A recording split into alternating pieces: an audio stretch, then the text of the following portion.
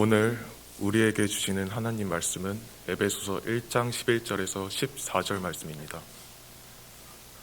모든 일을 그의 뜻의 결정대로 일하시는 이의 계획을 따라 우리가 예정을 입어 그 안에서 기업이 되었으니 이는 우리가 그리스도 안에서 전부터 바라던 그의 영광에 찬송이 되게 하려 하심이라. 그 안에서 너희도 진리의 말씀 곧 너희의 구원의 복음을 듣고 그 안에서 또한 믿어 약속의 성령으로 인치심을 받았으니 이는 우리 기업의 보증이 되사 그 얻으신 것을 속량하시고 그의 영광에 찬송하게 하려 하심이라. 어린 시절 제게는 불만이 있는 날이 있었습니다. 일요일 아침마다 저는 불만에 사로잡혔습니다.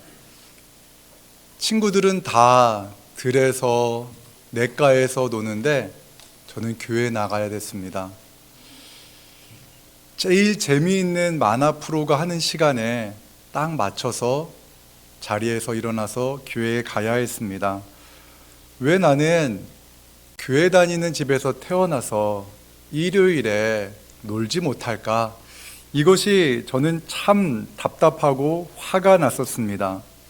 투덜거리면서 일요일 아침에 교회를 갔던 기억이 납니다. 하나님은 나에게서 기쁨과 즐거움을 뺏어가는 분으로 느껴졌었습니다. 혹시 지금 이 자리에 계신 분들 가운데에도 하나님은 나의 일요일을 뺏어가시는 분이야. 더 누워 자고 싶고 편히 쉬고 싶은데 왜 내가 일요일에 교회에 나가야 될까라는 그러한 분이 계십니까? 가정의 평화를 위해서 마지못해 아내나 남편 또는 부모님의 권유에 이끌려서 교회에 오신 분이 계십니까? 교회 예배당에 들어오는 그 순간부터 빨리 12시가 됐으면 좋겠다라는 마음으로 이 자리에 앉아 계신 분이 계시면 손을 들지 않아도 됩니다. 그런 분이 계실지 모릅니다. 제가 그랬고 또한 그런 분들이 계시다는 것을 압니다. 그런데 그런 분이 계시다면 12시만을 기다리는 분이 계시다면 한번 이런 생각을 한번 해보십시오. 정말 내가 이전에 경험하지 못했던 그러한 일이 내게도 일어날 수 있지 않을까? 우리 가족 중에 정말 하나님을 믿는 그 가족이 경험한 그 하나님을 나도 경험할 수 있지는 않을까? 내가 경험하지 못했던 놀라운 하나님의 은혜가 있지 않을까라는 그러한 생각을 한번 해보시기 바랍니다. 저는 그랬습니다. 나이가 조금만 더 들고 내가 독립하면 이제 교회 나가지 않으리라, 이제 교회를 떠나리라, 이러한 마음이 가득하던 저에게 언젠가 하나님이 저를 찾아오셔서 저를 만나 주셨습니다. 그런데요, 그 전에는 일요일, 그냥 마지못해 교회 가는 그 일요일이 주님과의 만남이 있은 후부터 주님의 날, 주일로 바뀌게 되었습니다. 일요일이 주일로 바뀐다는 것은요, 예수 그리스도께서, 나의 인생의 주인 되신 예수님께서 나를 위해 십자가에 못 박혀 죽으시고 나에게 영원한 생명을 주시기 위해서 다시 부활하신 그 부활하신 주님이 내 인생의 주인으로 고백되어지는 그러한 날입니다. 예수님을 믿기 전에는 내 마음대로 일주일을 살았습니다. 6일 동안 내 마음대로 살았습니다. 세상 친구들과 동일하게 살았습니다. 그냥 하나님 없는 사람과 동일하게 살았는데 이제 예수님이 나의 주인이 되고 우리 주님이 교회 안에만 머무시는 분이 아니라 내 인생의 주인으로 고백되어지자 일주일 6일이 아니 7일이 모두가 다 주님과 동행하는 삶으로 변화되었습니다. 한 주 동안 하나님의 백성으로 살아가는 것이 더 큰 기쁨이라는 것을 경험하게 되었습니다. 여러분, 주님의 백성은요, 일주일 동안 주님과 동행하며 살다가 주일날 함께 예수 그리스도를 인생의 주인으로 고백하는 사람들이 함께 모여 하나님을 찬양하는 그러한 날입니다. 어제까지 그냥 일요일이라고 생각하며 인생의 주인은 나야라고 생각했던 그러한 분이 계시다면 오늘 이 거룩하고 복된 주님의 날을 통해서 일요일이 주일로 바뀌는 은혜가 있기를 주님의 이름으로 축원합니다. 여러분들도 마찬가지겠지만 어떻게 내가 예수님을 만나고 구원받았는지 그것을 그 이유에 대해서 정확하게 잘 설명을 할 수는 없습니다. 모든 것이 은혜라고만 말할 수밖에 없습니다.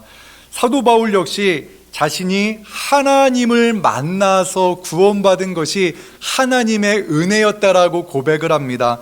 고린도전서 15장 3절, 4절, 8절의 말씀을 보면 그가 예수님을 만난 것에 대해서 이렇게 이야기를 합니다. 함께 같이 읽겠습니다. 내가 받은 것을 먼저 너희에게 전하였느니 이는 성경대로 그리스도께서 우리 죄를 위하여 죽으시고 장사 지낸 바 되셨다가 성경대로 사흘 만에 다시 살아나서 되지 못하여 난 자 같은 내게도 보이셨느니라. 아멘.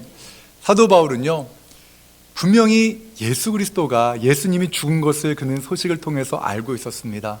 그 십자가의 자리에 있었는지 없었는지는 모르지만 그는 분명히 예수가 죽었다는 이야기를 들었는데 그 부활하신 예수님이 나타나신 겁니다. 사도 바울은 부활하신 주님이 그 몸을 자신에게 보여주셨기 때문에 믿었다라고 고백합니다. 우리가 구원받은 것은요, 예수님을 믿게 된 것은 나의 행위, 나의 선함, 나의 노력에 의한 결과가 아니라 하나님의 은혜입니다. 선물입니다. 하나님이 믿게 하셨다는 말입니다. 이것이 바로 우리가 구원받은 그러한 은혜의 결과인 줄로 믿습니다. 오늘 에베소서 1장 11절의 말씀을 공동 번역으로 함께 같이 한번 읽어보겠습니다. 같이 읽겠습니다. 모든 것을 뜻하신 대로 이루시는 하나님께서 당신의 계획을 따라 우리를 미리 정하시고 택하셔서 그리스도를 믿게 하셨습니다. 아멘. 여기서 말하는 우리는요, 유대인 그리스도인입니다. 유대인으로 태어났는데 예수님을 믿게 된 그러한 유대 그리스도인입니다. 예수님은 유대인으로 오셨습니다. 그리고 유대인 제자들을 부르셨습니다. 그들은 어부였고 그들 중에 어떤 이는 죄인이라 취급받던 세리였습니다. 그들을 부르셨습니다. 그들을 제자 삼으셨습니다. 그리고 그들에게 하나님의 나라의 비밀을 말씀하셨습니다. 하나님의 놀라운 비밀을 알리셨고 또한 인간으로서는 행할 수 없는 놀라운 기적들을 행하셨습니다. 병자들을 고치셨고 죽은 자를 살리셨고 또한 극심한 피부병인 나병 환자도 고쳐주셨습니다. 그런데 그 놀라운 기적들을 본 제자들은 예수님을 온전히 믿지 못했습니다. 와, 예수님은 대단한 분이다라는 것까지는 알았으나 예수님을 향하여서 주는 하나님의 아들이요 살아계신 하나님의 아들이라는 그 고백을 했지만 그분이 어떠한 분인지는 정확하게 알지 못했습니다. 예수님께서는 말씀하셨습니다. 내가 죽을 것이다. 고난당하고 죽을 것이다. 하지만 내가 사흘 만에 살아날 것이다 라고 말씀하셨는데 그 말이 무슨 의미인지 알지 못했습니다. 그리고 예수님은 말씀하신 대로 잡히셨습니다. 그리고 고난당하셨습니다. 그리고 십자가에 못 박히셨습니다. 그 모습을 보면서 제자들은 다 도망갔습니다. 예수님을 버리고 다 도망했습니다. 그리고 예수님은 십자가에 달려 무기력하게 죽으셨습니다. 제자들은 낙심했습니다. 그런데 죽으신 지 3일 만에 예수님이 살아나셨습니다.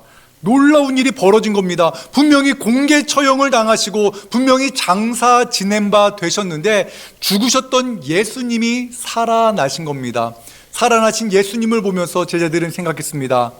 아, 그렇구나. 예수님이 우리의 죄를 대신 짊어지시기 위해서 십자가에서 나무에 달려 죽으셨구나라는 것을 제자들은 알게 되었습니다. 죽으신 지 사흘 만에 부활하신 예수님께서는 죽음 권세, 사망 권세를 물리치시고 다시 부활하셨습니다. 우리를 가장 올가매는 그 죽음의 공포로부터 우리를 자유케 하신 것입니다.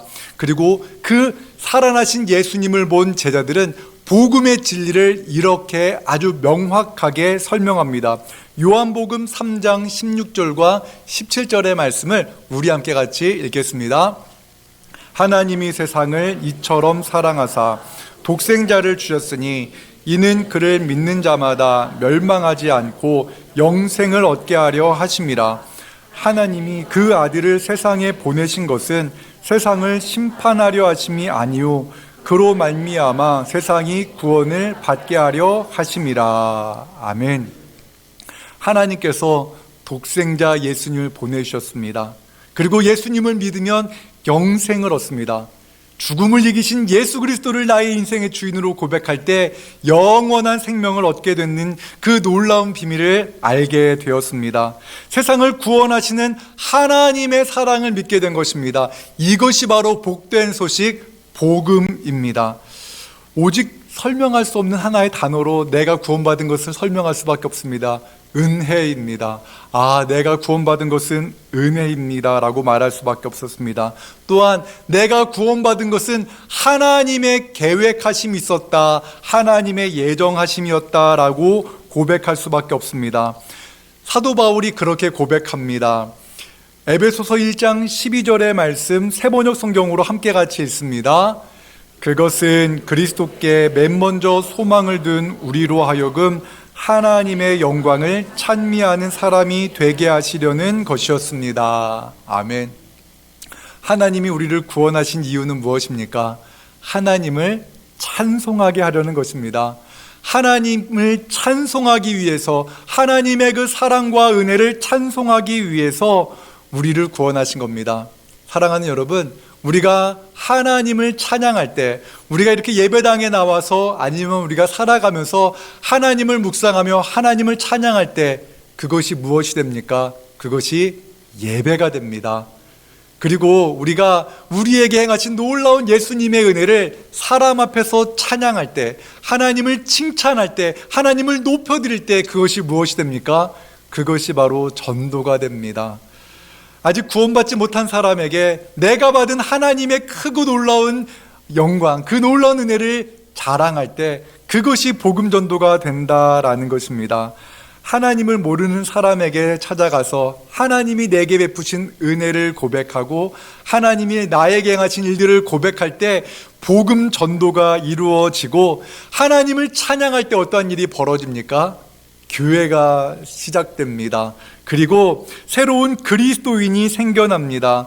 하나님의 사랑을 전하는데 놀라운 일이 벌어지는 것입니다. 어떻게 그러한 일이 벌어집니까? 복음의 능력 때문에 그러한 일이 일어납니다. 로마서 1장 16절의 말씀 새번역 성경으로 함께 같이 읽겠습니다. 나는 복음을 부끄러워하지 않습니다. 이 복음은 유대 사람을 비롯하여 그리스 사람에게까지 이르기까지 모든 믿는 사람을 구원하는 하나님의 능력입니다. 아멘. 주 예수를 믿으라. 그리하면 너와 내 집이 구원을 받으리라. 여러분, 이 짧은 단어로 어떻게 인생이 변화되어질 수 있겠습니까? 인생이 변화되어질 수 있는 그 일이 과연 무엇이겠습니까? 그런데 놀라운 일이 벌어지기 위해서 하나님은 그 인생을 목마르게 하십니다. 그 인생이 찾고 찾는 것이 헛되다는 것을 깨닫게 하십니다.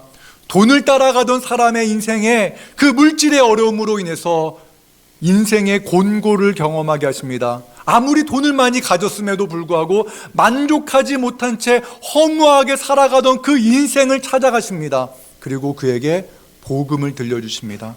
참된 주인을 만나게 하십니다. 목마른 사슴이 시냇물을 찾아서 헤매 있는 것과 같이 참된 인생의 주인을 찾고자 하는 그 사람에게 우리 주님 찾아가셔서 복음의 메시지를 듣게 하십니다. 그때 인생이 변화되어지는 은혜가 있게 되는 겁니다.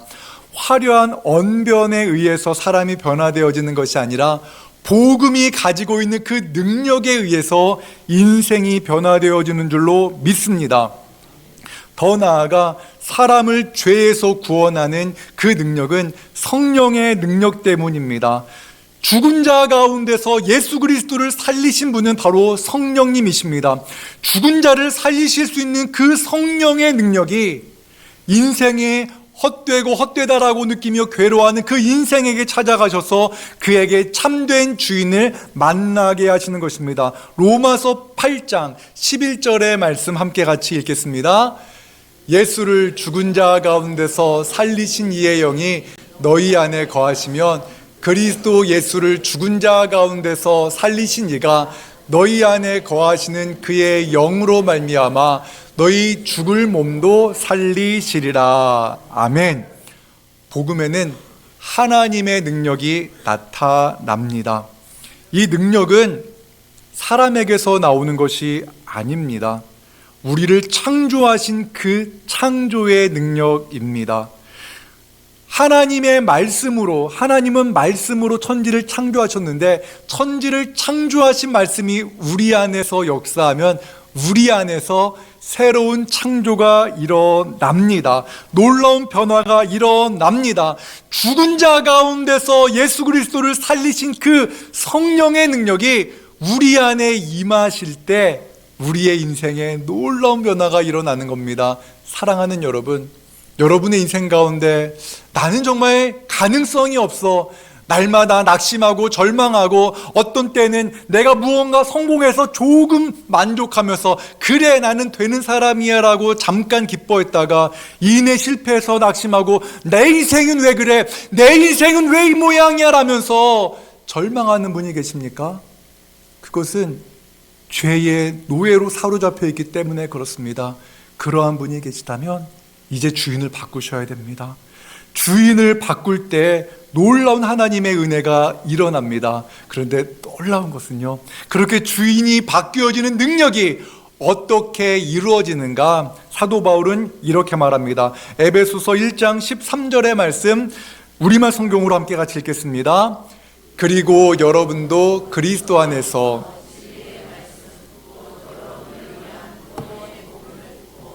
또한 그리스도 안에서 믿어 약속으로 성령으로 인치심을 받았습니다. 아멘. 여러분 저를 보십시오. 고개를 숙이면 저는 여러분들이 썬데이 크리스천이라고 생각할 겁니다. 12시만을 기다리는 분이라고 생각할 겁니다. 저를 보십시오. 여러분, 우리에게 놀라운 일이 벌어질 수가 있습니다. 복음의 말씀이 우리 안에 들려지면 예수님이 나를 위해서 죽으셨습니다. 예수 그리스도께서 나 한 사람을 위해서 십자가에 달려 죽으신 겁니다. 그리고 나의 주인을 사망에서 생명으로, 헛되고 헛된 우상에서 우리 하나님 아버지께로 옮겨 주시기 위해서 예수님이 죽으셨습니다. 그분이 당신의 주인입니다라는 이 복음의 메시지를 들었을 때 이방인들이 예수님을 믿고 하나님의 자녀로 변화되었다라고 말하고 있는 겁니다. 구원받은 백성이 구원의 감격을 가지고 복음을 전했더니 그도, 복음을 들은 그 사람도 신분이 바뀌었다는 말씀입니다. 이것이 바로 복음의 능력입니다. 이것이 바로 이 대한민국까지, 이 조선 땅에 복음이 들어오게 된 그러한 과정입니다. 성령께서 백성들을 인치셨다고 말을 합니다. 인치시다라는 이 말은요, 지금은 잘 우리 시대에는 잘 보기는 어렵지만 여러분 목장을 해보신 분도 아실 겁니다. 인두로 그 낙인을 찍는 거 여러분 아시죠? 인두로 예전에 뭐 영화나 이런 데서 노예에게 낙인을 찍는 그런 것과 같이 뜨겁게 달군 그 인두를 그 짐승이나 노예에게 낙인을 찍는 것, 이것이 바로 인치는 것입니다. 하나님께서 우리를 성령으로 인치신다는 것입니다. 그리고 이제 인친, 낙인을 찍었다는 건 약간 부정적이지만 인치신 그 인치심으로 말미암아 이제 내가 너의 주인이다. 이제 내가 너의 부모다. 이제 너는 나의 사랑하는 아들이고 딸이다라고 말씀하시며 이 관계는 절대로 변화되지 않는다라고 말씀하시는 것입니다. 내가 너와 영원히 함께 할 것이다 라고 말씀하는 겁니다. 우리 인생은요, 그래요. 내가 마음에 들지 않으면 버려요. 내게 도움이 되지 않는 사람은 그냥 떠나가 버리는 것이 사람과 사람 사이의 관계입니다. 그러나 우리 하나님 아버지는 절대로 우리를 떠나지 않으실 것이다 라고 말씀하십니다. 성령의 인치심이 바로 이것을 말씀하고 있습니다. 영원한 생명으로 우리를 지키시고 인도하신다고 말씀하십니다. 요한복음 8장 36절의 말씀 함께 같이 읽겠습니다. 요한복음 8장 36절입니다. 그러므로 아들이 너희를 자유롭게 하면 너희가 참으로 자유로우리라. 아멘. 우리 주님께서 참 자유를 주신다고 우리에게 말씀하십니다. 이 자유는 영원히 바뀌지 않습니다. 예수님 안에 있으면 우리는 참 자유를 누리게 됩니다. 진리를 알지니 진리가 너희를 자유롭게 하리라 말씀합니다. 여러분 한번 생각해 보십시오. 술의 노예가 된 사람은요, 술을 마실 때만 자유합니다. 술을 마시지 않으면 불안하고 두렵습니다. 최근에 마약에 중독된 사람들이 너무나 많은데요, 마약의 노예가 된 사람은 마약이 없으면 살아갈 수 없다고 합니다. 돈의 노예가 된 사람도 마찬가지입니다. 돈을 가지고 있으면 편안하지만 누군가가 이 돈을 빼앗아갈까 봐 두렵습니다. 돈의 노예가 된 겁니다. 육신의 정욕을 추구하는 사람도 마찬가지입니다. 육신의 정욕만을 추구하고 그것이 없으면 불안하고 허무합니다. 그러한 육신의 정욕의 노예가 되어져 버린 것입니다. 그러나 이 모든 것들을 자유케 하시는 분이 누구입니까? 바로 우리 주 예수 그리스도인 줄로 믿습니다. 예수 그리스도를 우리가 진정 우리의 인생의 주인으로 고백할 때 그 어떤 것도 우리의 인생의 주인이 되지 못합니다. 오직 예수 그리스도께서 우리의 주인이 되심으로 말미암아 우리의 인생에 참된 평안을 주시는 줄로 믿습니다. 에베소서 1장 14절의 말씀 함께 같이 읽겠습니다. 이는 우리 기업의 보증이 되사 그 얻으신 것을 속량하시고 그의 영광을 찬송하게 하려 하심이라. 아멘. 하나님께서 사도 바울을 구원하신 것처럼 하나님께서 이방 그 에베소 교인들도 구원하셨다는 것을 말합니다. 그리고 목적은 동일한 겁니다. 유대 그리스도인들이 하나님을 찬양하는 것과 마찬가지로 이방인 그리스도인도 하나님을 찬양하는 것이 그들의 궁극적인 목적이다라고 말씀하십니다. 하나님의 자녀가 되면은 하나님을 찬양하는 것이 참 기쁩니다. 하나님을 찬양하는 것, 그리고 우리가 이런 고백을 해야 됩니다. 내가 그리스도 안에서 하나님을 찬양하는 것이 기쁩니다. 그렇다면 우리가 누구에게 그러한 기쁨을 전달해야 됩니까? 우리 자녀에게 해야 됩니다. 우리 이웃에게 해야 합니다. 우리 가족에게 해야 합니다. 오늘 온 가족이 함께하는 예배입니다. 사실 우리 진지동 교회는요, 매주일 온 가족이 함께하는 예배예요. 그렇죠? 지금 중고등부 학생들이 함께 예배하거든요. 그리고 우리 지금 아동부가 지금 한 명이거든요. 그렇잖아요. 하연이가 지금 우리 함께 같이 예배하고 있기 때문에 하윤이는 매주 우리 함께 같이 예배하거든요. 그러니까 우리는 온 가족이 함께하는 예배로 하고 있는데 우리가 이렇게 고백했으면 좋겠습니다. 우리 자녀들 가운데 직장이나 또한 여러 가지 일들로 인해서 외부에서 사는 그러한 자녀들 있잖아요. 그 자녀들 가운데에는 온전히 하나님께 예배하지 못하는 그러한 자녀들도 있을 겁니다. 그렇다면 이런 고백이 되어야 됩니다. 이러한 기도가 나와야 됩니다. 내가 그리스도 안에서 하나님을 예배하는 것이 이렇게 크고 기쁜데, 그렇다면 너희도 그리스도 안에서 그러한 평안을 누렸으면 좋겠다라는 그러한 간절한 마음으로 우리가 기도했으면 좋겠습니다. 그 일을 위해서 우리가 해야 될 일이 한 가지 있습니다. 다른 것이 아닙니다.